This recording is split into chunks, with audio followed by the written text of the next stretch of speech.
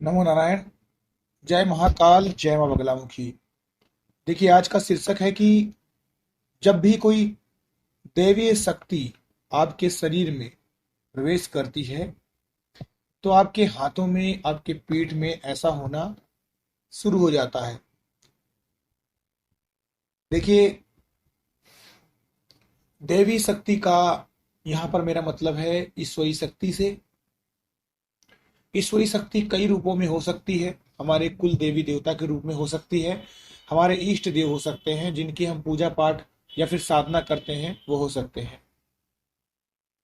दैवी शक्ति आपके शरीर में तभी प्रवेश करेगी जब आपका शरीर मन मंदिर हो जाए, यानी अगर आप अपनी साधना को सही से कर रहे हैं, कोई त्रुटि नहीं कर रहे हैं, किसी प्रकार की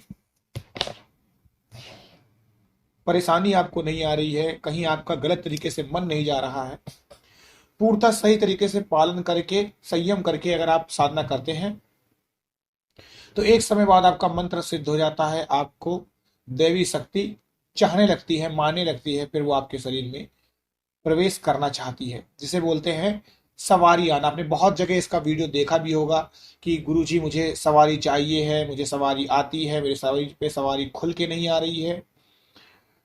तो सवारी शब्द आपने कई बार सुना भी होगा। तो सवारी शब्द का मतलब यही है कि वो शक्ति आपके शरीर पे आना चाहती है, आपसे खेलना चाहती है, आपसे बात करना चाहती है। आने के बाद उसका तत्व आपको मिल जाता है, फिर आप जो भी कराते हैं वो काम हो जाता है, आपकी मनोकामनाएं पूरी होने लग जाती हैं। लेकिन ये देवी शक्ति आपके शरीर में जब प्रवेश करती है तो बहुत सारी चीजें होती हैं। जब भी आपके शरीर में ये प्रवेश करेगी, आपके हाथ और पैरों में दर्द होगा, आपके पीठ में भी दर्द होगा। कई कई लोगों को ये शिकायत करते हुए भी देखा गया है कि हमारे शरीर में एक अजीब प्रकार की हलचल है, मेरा शरीर अकड़ जाता है, मेरे शरीर में जान नहीं रहती है, एनर्जी नहीं रहती है। मैंने बहुत सी वीडियो में ये बात बोली हुई है कि सबसे पहले अपने शरीर में एनर्जी स्थापित करें। अगर आप किसी भी लाइन में जिसमें 200 वाट की या 200 वोल्ट की क्षमता होगी, सीधे 11,000 का वोल्टेज दे रहे हैं, तो क्या होगा बताइए। तो पहले अपने शरीर को उस प्रकार से हमें जब तब से बनाना चाहिए कि उस वोल्टेज को, उस शरीर के ताप को हम बर्दाश्त कर सके। इसीलिए मैंने अपने बहुत सारे वीडियोस बनाए हुए हैं, और अगर आप मेरे चैनल पर डालेंगे कि बिगिनर लोग कैसे साधना करें, तो आसानी से आपको कई सारे स्टेप पार्ट 1 के हिसाब से मिल जाएंगे जो पूरे यूट्यूब में किसी ने भी नहीं बनाया है। तो मैंने ऐसे बहुत सारे पार्ट 1, पार्ट 2, 3 करके बनाए हैं, उनको समझिए, आगे बढ़िए। मैंने ये भी बताया है कि कौन से मंत्र आपको करने चाहिए जब आप एक साधक और तांत्रिक के रूप में जाने जाएंगे। सो यहां पर अगर आपने सारे चीजें कर ली हैं, मंत्र साधना कर ली है, तब देवी शक्ति जब आपके शरीर में आती है तो बहुत सारे दिक्कतों का भी आपको सामना करना पड़ता है, क्योंकि ये शब्द सुनने में जितना ही अच्छा लगता है, सवारी अपने साथ बहुत सारी जिम्मेदारियां और परेशानियां भी लेके आता है। अगर भूत प्रेत है तो भगवान है, भगवान है तो भूत प्रेत भी है, काली शक्ति है तो सफेद शक्ति भी है, आसुरी शक्ति, अच्छी शक्ति, दोनों चीजें हैं। तो जहां पर भी सवारी आपके साथ आएगी, सबसे पहले जिम्मेदारी यही लेके आएगी कि आपको रोज भोग लगाना पड़ेगा, चौकी लगानी पड़ेगी, मदद करनी पड़ेगी।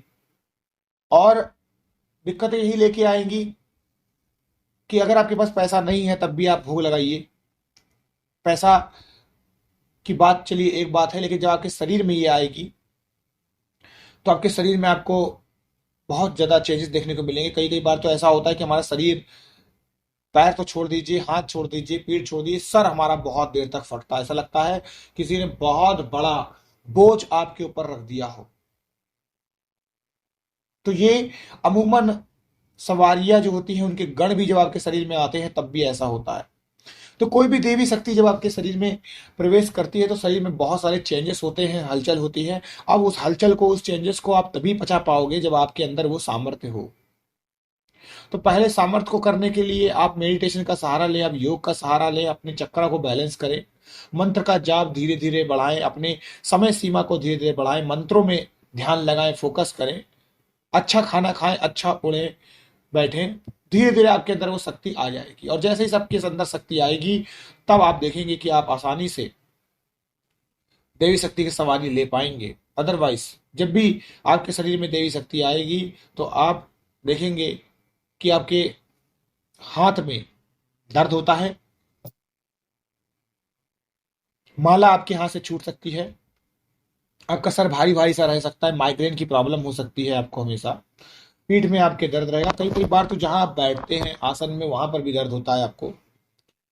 मुझे ऐसे बहुत सारे और भी कमेंट्स आए हैं जिसमें उन्होंने बोला है कि मेरे साथ शरीर में ये हलचल होती है, मैं शक्ति को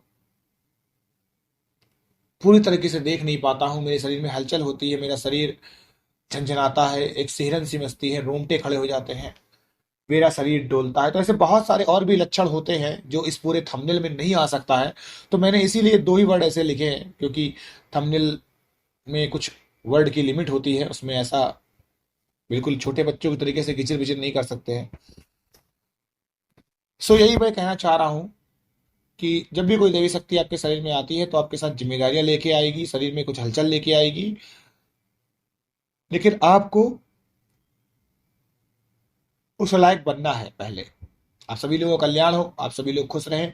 मैं अपने इष्ट श्री हरि नारायण विष्णु से यही कामना करता हूँ कि आप सभी लोगों की झोली खुशियों से भर दे। नमो नारायण, जय महाकाल, जय माँ बगला मुखी, हर हर महादेव।